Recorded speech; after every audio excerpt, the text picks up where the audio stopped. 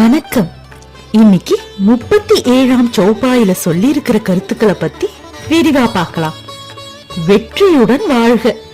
மரியாதைக்குரிய, மதிப்பிற்குரிய, புலன்களை கட்டுப்படுத்தும் சக்தி படைத்த ஹனுமனே, உங்கள் கிருபை இருந்தால் நீங்களே எனக்கு குருவாக மாறி உங்கள் பக்தனான எனக்கு தெய்வீக ஞானத்தை அடைய அருள் புரிவீர்களாக அப்படின்னு துளசிதாசர் ஹனுமனுக்கும் அவரோட பக்தனுக்கும் இருக்கும் ஆழமான பந்தத்தை இந்த சௌபாயில விளக்கியிருக்காரு.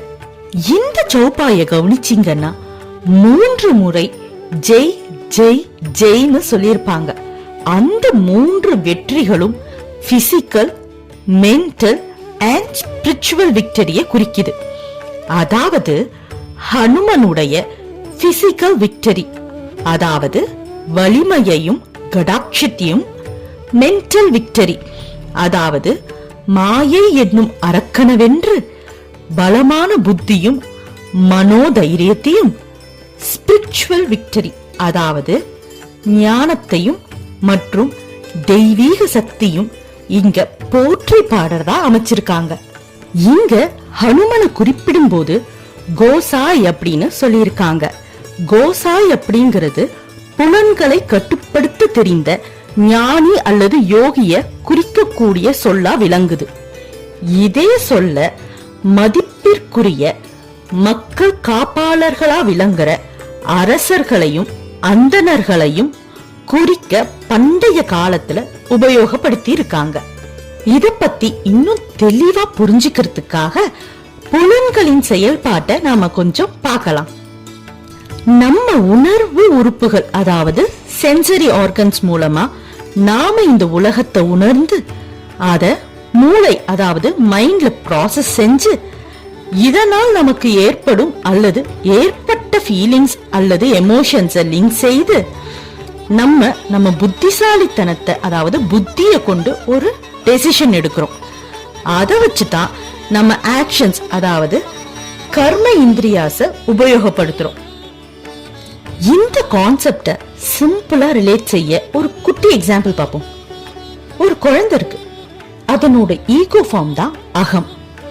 அந்த குழந்தை தன்னுடைய கண்கள் அப்படிங்கிற சென்சரி ஆர்கன்ஸ் வச்சு இந்த உலகத்தை பாக்குது. அங்க பிரகாசமா எரியிற விளக்க பாக்குது. அது என்னன்னு தெரிஞ்சிக்க அதன் கிட்ட சென்று அதனோட ஃபார்ம், ஷேப் எல்லாத்தையும் கவனிக்குது. அதுதான் மனசு.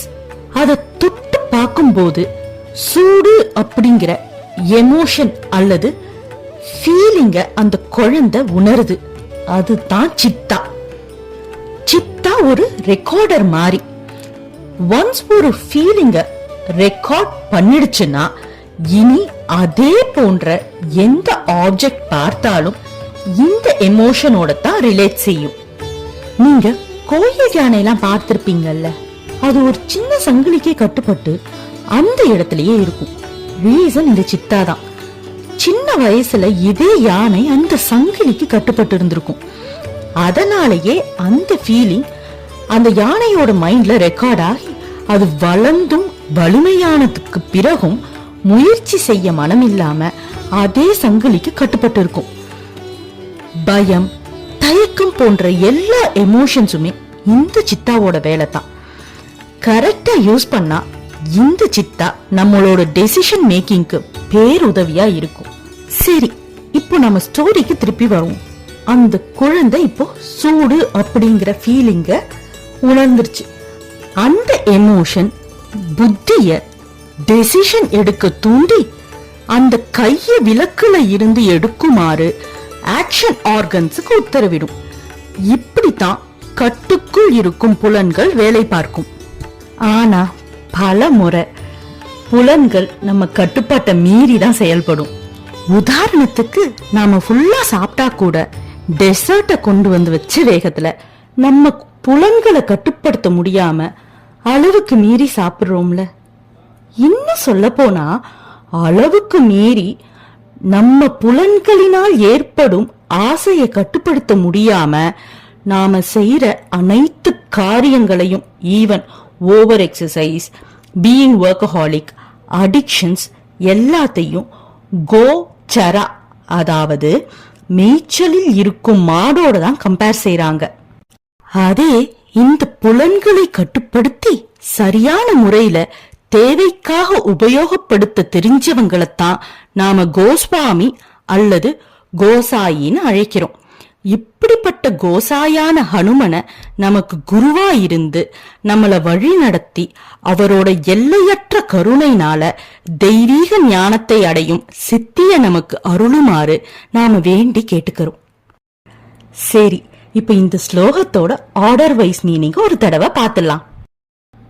ஜெய் ஜெய் ஜெய், வெற்றியுடன் வாழ்க ஹனுமானு கோசாயி. மரியாதைக்குரிய மதிப்பிற்குரிய புலன்களை கட்டுப்படுத்தும் சக்தி படைத்த ஹனுமனே, கிருபா கரகு, உங்கள் கிருபை இருந்தால் குரு தேவுக்கு நாயி, நீங்கள் எனக்கு குருவாக மாறி உங்கள் பக்தனான எனக்கு தெய்வீக ஞானத்தை அடையும் அருள் புரிவீர்கள் அப்படின்னு துளசிதாசர் இந்த சௌப்பாய அமைச்சிருக்காங்க. நன்றி.